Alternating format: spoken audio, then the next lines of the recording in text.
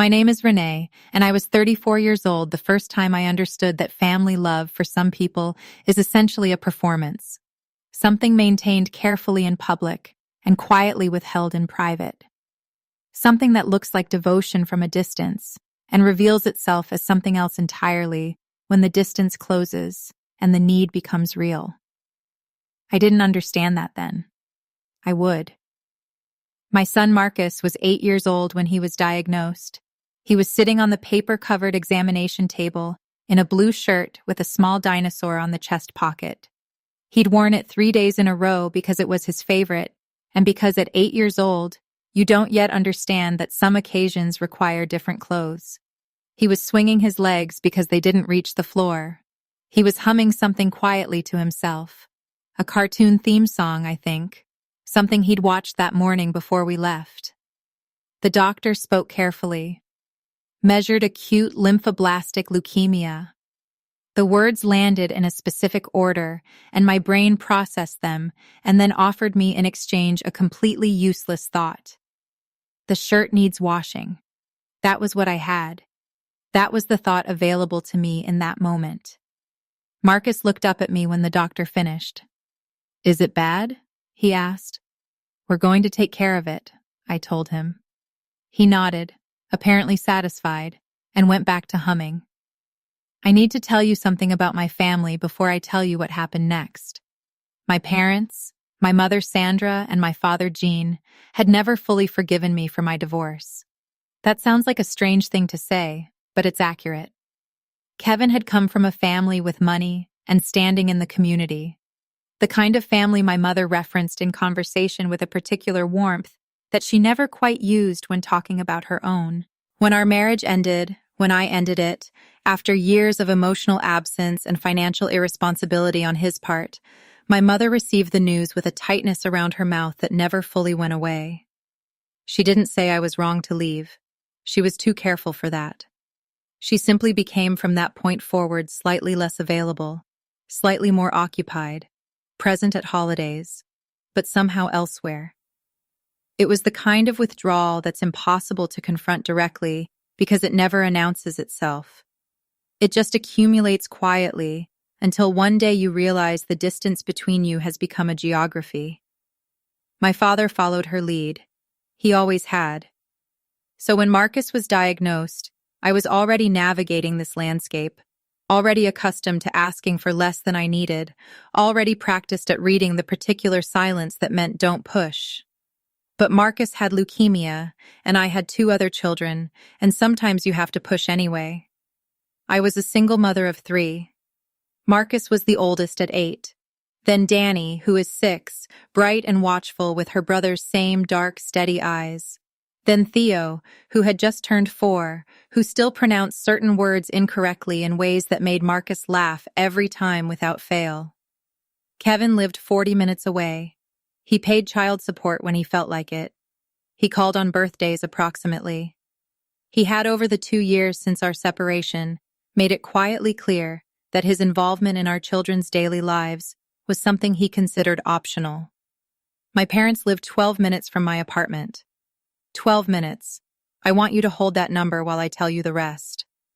The months after Marcus's diagnosis were not months in any normal sense. They were a single continuous emergency with no visible end. Chemotherapy schedules, port placements, medications with long names I learned to pronounce correctly because precision mattered, and I was the only one making sure nothing fell through the cracks. There were nights Marcus cried from pain so specific and deep that I had no words adequate to respond to it. Nights he was too exhausted even for that. Mornings he looked at me from his pillow with those tired eyes and asked if it was going to stop hurting, and I would smile and say, "Yes, baby," and then walk to the bathroom and press a towel against my mouth so he wouldn't hear me. I was working part-time remotely when I could manage it. A neighbor named Linda, 59 and recently retired, helped when her own health allowed. She was genuinely kind in the uncomplicated way that some people simply are. She didn't need to be asked twice. She didn't need to be thanked elaborately. She just showed up when she could and apologized quietly on the days she couldn't. My parents showed up for one hospital visit in the first 3 months. They stayed 40 minutes. My mother brought flowers, which Marcus was not allowed to have in the treatment area for infection reasons. She seemed briefly offended by this. They left before the infusion finished. My mother hugged me at the door and said, "You're so strong, Renee," in a tone that managed to sound simultaneously like a compliment and a reason not to worry about me. I let it go. I was conserving energy. In the 4th month, I called her on a Thursday evening. Marcus had an extended infusion session the following Tuesday, running late into the evening, followed by an oncology consultation. I needed someone to collect Danny and Theo from their after-school program and stay with them overnight. One night, 2 children who knew my parents who had slept in their home before, who would not be difficult or frightened in a familiar place. I explained all of this clearly. There was a pause. "Renee," my mother said, "your father and I have plans Tuesday. We're going to Helen's for dinner. We've had it scheduled for weeks." I absorbed that for a moment. "Mom," I said carefully, "Marcus has cancer." "I know that, Renee. We all know that. But you can't expect us to rearrange everything every time there's an appointment. Every time." I had asked them for meaningful help twice in 4 months. She said she'd discuss it with my father and call me back. She didn't call that day. She didn't call the next day. When I reached her Friday evening, she told me they decided it was too much disruption. I sat in my car in a gas station parking lot afterward and called Kevin. He answered on the 4th ring. Background noise, voices, music, the warm acoustic texture of somewhere people were enjoying themselves. I told him what I needed. One night, Tuesday, the children, there was a brief pause, and then a sound that wasn't quite a laugh, but lived in the same neighborhood. Dismissive, effortless. "Renee," he said, "you're a resourceful person. You'll figure it out." I stayed in that parking lot for a while after I hung up. The mother from Danny's class, a woman named Carol, who I had spoken to perhaps 4 times, said yes before I finished asking. She said it the way people say yes when the answer is obvious, without calculation, without consulting a calendar. I thought about that on the drive to the hospital Tuesday evening. I thought about it during the infusion. I thought about the 12-minute drive and Helen's dinner and the word resourceful and what it felt like to be handed it like something useful while your child was losing weight in a hospital bed. Marcus died on a Sunday morning in early March. The room was quiet. Pale light came through the window blinds in thin strips and lay across the floor in a pattern I have never forgotten. I was holding his hand. He looked smaller than I had ever seen him, and also somehow completely at rest. I stayed with him for a long time. I didn't want to leave. Leaving felt like the last abandonment, the one I could actually control. And so I held his hand and stayed until I couldn't anymore. My mother had 7 years. I want you to understand what 7 years looks like when someone is quietly, consistently building a story about themselves. It doesn't happen in speeches or announcements. It happens in small moments. Music. A sigh before answering a question about Renee. A carefully weighted pause after someone asks how the grandchildren are doing. A sentence that begins with, "We tried," and ends just before the part that would complicate it. By the time Danny turned 13, my mother had constructed a version of events that had been repeated so many times inside that family that it had acquired the texture of fact. She had been there. She had shown up. She had offered help that was refused because Renee was, as she put it with practiced sadness, always so independent, always so determined to do everything alone. You couldn't reach her. His music know this because Aunt Patricia told me quietly at a grocery store 2 years after the funeral, not to wound me, because she thought I knew. Because she had heard it enough times that she assumed it was simply the shared family understanding of what had happened. I thanked her. I drove home. I sat in my kitchen for a long time. I said nothing publicly. I was working full-time by then. Danny was in middle school. Theo was 9 and building things constantly. Small mechanical models with careful, focused hands that reminded me so precisely of Marcus's concentration that some evenings I had to leave the room briefly and collect myself before returning. We had a life. It was not easy, and it was not glamorous, and there were months when the budget required a particular creativity and holidays that arrived with a weight that didn't fully lift until they were over. But it was ours. We had built it without assistance and without permission, and it was solid in the way that only things built under pressure become solid. I had a therapist named Grace. She had an office with a window that faced a courtyard. She let silences exist without filling them. She helped me understand over many sessions that my mother's narrative was not something I was obligated to chase down and correct in every room it entered. That my silence was not the same as agreement. That surviving was not the same as losing. But I also understood quietly that the truth existed, that it had always existed, and that truth, patient and factual and unembellished, tends to find its moment eventually.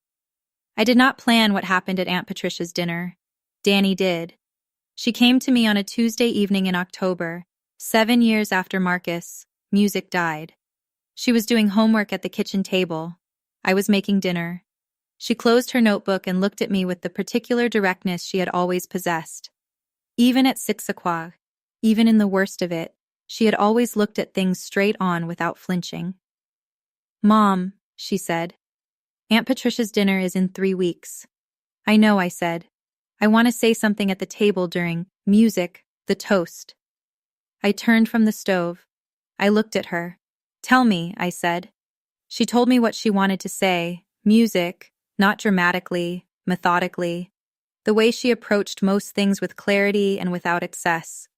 She told me she had been listening for years, that she remembered more from when she was 6 than people assumed, that she had watched her mother carry something alone that should never have been carried alone, that she was tired of sitting at that table every year, hearing a version of events that bore no relationship to what she had witnessed with her own eyes. She said, "I'm not going to be mean. I'm just going to say what's true." I stood in my kitchen for a long time after she finished. I thought about Marcus, about the blue shirt, about the thin strips of light across the hospital floor, about a parking lot outside a gas station, and a phone call that ended with, "You'll figure it out." I thought about 7 years of holiday dinners, 7 years of my mother's carefully, music-weighted. "Okay," I said. Danny nodded and opened her notebook again. Aunt Patricia's annual dinner was the family's fixed point. 40-some people in a large, warm house. The smell of good food, children moving between adult legs, the comfortable noise of a family that had always believed itself to be fundamentally decent. My mother arrived in her good coat. She had her hair done. She moved through the room with the ease of someone entirely comfortable in their own version of history. I watched her from across the room when we arrived. She hugged me. She hugged Danny and Theo. She said Danny was getting so tall. She said it with the warmth of someone who had been present for every inch of that growing. I smiled. I said thank you. I found my seat. Music. Dinner was long and loud and warm in the way those gatherings always were. Wine was poured, dishes passed, conversations crossed and overlapped. My mother laughed at something Raymond said. My father sat beside her, quiet as always, following her lead as he always had. Toward the end of the meal, Aunt Patricia called for the table toast as she did every year. The room settled. Glasses were lifted. Danny stood up. The table took a few seconds to notice. Conversations tapered. Then the room was completely quiet. The specific quiet of a large group of people registering something unexpected. My mother's hand rested on her wine glass. She smiled at her granddaughter with the smile of someone who expects to be charmed. Danny looked around the table slowly. Then she began. "I want to talk about my brother Marcus," she said. "Music." Her voice was clear and level. "He died 7 years ago. He was 8 years old, and he had leukemia, and he was the funniest, kindest person I have ever known. I was 6 when he died. People assume children that age don't remember clearly. I want you to know that I remember everything." The room was very still. While Marcus was sick, Danny continued. My mom needed help. One night, she needed someone to watch me and my brother Theo so she could stay with Marcus at the hospital for a long appointment. Music. She called my grandparents. A pause.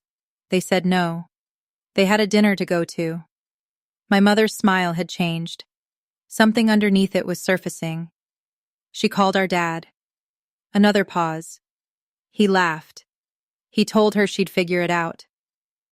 Across the table, Raymond looked at my father. My father looked at the tablecloth. A woman from my class helped us that night, Danny said. A mother my mom barely knew. She said yes before my mom finished the sentence. My mother shifted in her chair. She looked directly at my mother then, not with anger, with something more precise than anger. With the steady, cleared attention of someone who has waited 7 years to say a true thing in the right room. For 7 years, I've sat at this table and heard that my grandparents were there for us, that they showed up. I need the people in this room to know what showing up actually looked like. Because Marcus deserved to be remembered honestly, and my mom deserves to be seen honestly by the people who were supposed to love her most. She picked up her water glass.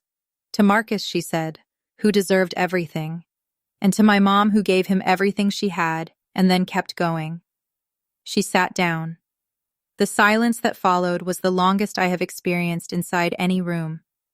Aunt Patricia raised her glass first slowly and without hesitation, then Raymond, then his wife, then others one by one, until nearly every glass at the table was raised in the quiet air. My mother did not raise hers. She sat very still with her hand flat on the tablecloth beside her wineglass, looking at a point somewhere past Danny's shoulder. Her expression was not grief. It was not remorse. It was the expression of someone who has been publicly and irrevocably separated from a story they had spent years authoring. The expression of someone who understands in real time that the version they constructed is gone, that this room has just heard something it cannot unhear. My father stared at the table. Approximately 2 minutes passed. Then my mother said she wasn't feeling well. She retrieved her coat from the hallway. My father followed without making eye contact with anyone at the table. The front door closed. Music. An engine started, then quiet. I looked at Danny. She looked back at me, calm, steady, her brother's eyes in her face, 7 years of patience in her posture. I reached across the table and held her hand. Theo, 11 years old, was looking at his plate very carefully, in the way he did when he was trying not to cry. He was absolutely crying. I reached for his hand too. My mother called 6 times that night. I answered once briefly, music, to say I wasn't ready to talk and would reach out when I was. She sent 3 messages after that. They moved, as her messages always did, from wounded to accusatory. The final one said that a child should not be used as a weapon. I read it carefully. Then I saved it the way I had learned to save things. Not for revenge, for clarity, for the late nights when grief and guilt collaborate to rewrite memory. Kevin heard through mutual people within the week. He sent a text asterisk. Really? You let your kid do that? I read it once, deleted it, did not respond. Some doors you close not because you hate what's on the other side, but because you finally understand that opening them has never once led anywhere worth going. Danny is 15 now. She writes poetry, spare and precise, the kind that says enormous things in small spaces. Theo builds mechanical models with the same quiet focus his brother always had. We have dinners together on Sundays. We talk about Marcus without it being only grief. We tell the funny stories, the dinosaur shirt, the words he mispronounced on purpose to make Theo laugh, the way he hummed cartoon theme songs in waiting rooms without realizing he was doing it. We are okay, not without weight, not without the particular absence that reshapes itself but never disappears, but okay in the way that is built slowly and owned completely and taken from no one. I think about what Marcus would have made of his sister standing at that table. I think he would have nodded unsurprised in the way he sometimes did when something confirmed what he already understood about a person. He always said Danny was the brave one. He was right. Some truths don't need to be performed or weaponized or delivered with fury to be devastating. Sometimes a 13-year-old girl stands in a room full of people who have been comfortable with a lie for 7 years, holds a glass of water, and simply tells the truth. And the silence that follows does everything.